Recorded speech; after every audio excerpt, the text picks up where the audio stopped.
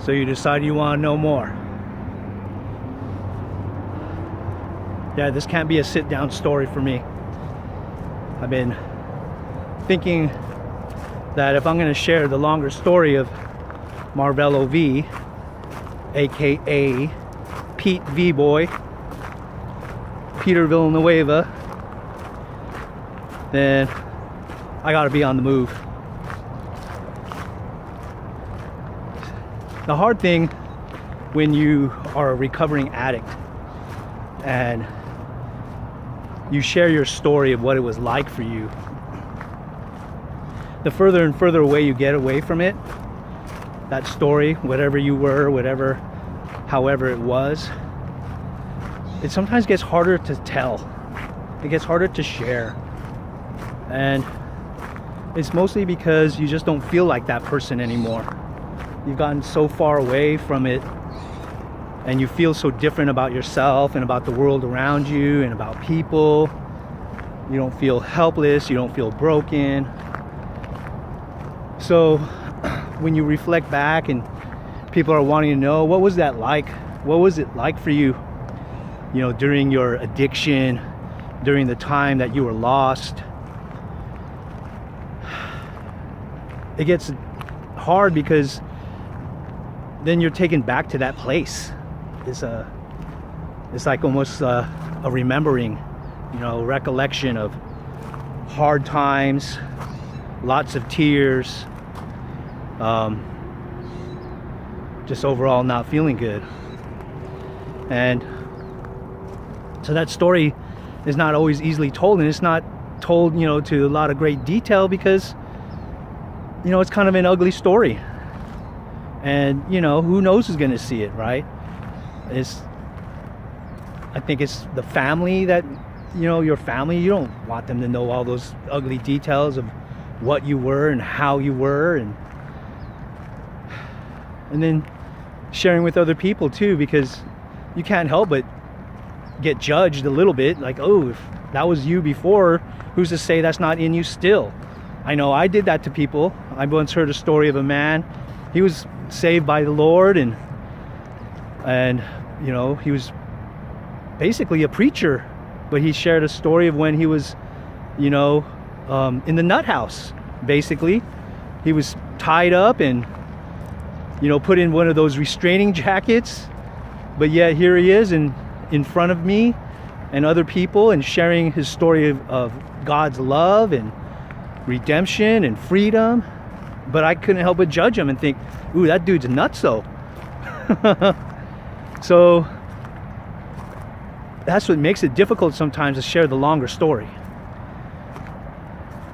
But there's people out there that have known what I was before, and now they know me today, how I'm choosing to be, and they share a bit of their amazement and maybe even an expression of how proud they are, or how they kind of think of me when they're trying to overcome something challenging and difficult in their life, because they know I did it, so they know it's possible. And that, of anything about my story, is the most beautiful thing, is that maybe somehow the changes I made are inspiring others to do the same. The work always has to be done by the individual. It's never just a simple answer. I wish it was. I wish I could just drop all this knowledge onto people and they would just take it and run and become amazing human beings and start giving back everything that's beautiful inside them instead of everything that's ugly.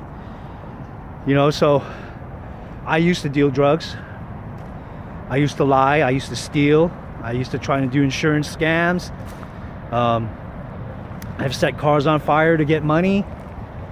I've tried to steal from other places to sell the things that I've stolen. I've been robbed at gunpoint in a drug deal that went bad. I lived a life of debauchery, a lot of partying, a lot of drinking, a lot of hard drugs, just using women, even abusing women. I've had the cops called to my house because there was concern of domestic violence. Yeah, it's not a pretty story when when you lay it out there. But the good side of it is that it's a story that can be overcome. It doesn't have to be your story if you're in any of those situations. For me, my freedom, I found it through God, and I think it's there, readily available for all. It's not just for the few, it's for everyone, regardless of spiritual belief or background or social standing.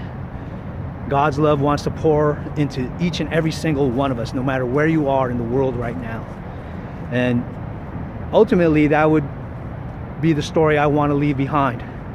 It's a story of wanting to help people. It's a story of writing and blogging and videoing and sharing a message and praying for other people and loving on them and loving on God more so that he can take me to deeper places and maybe even help more people.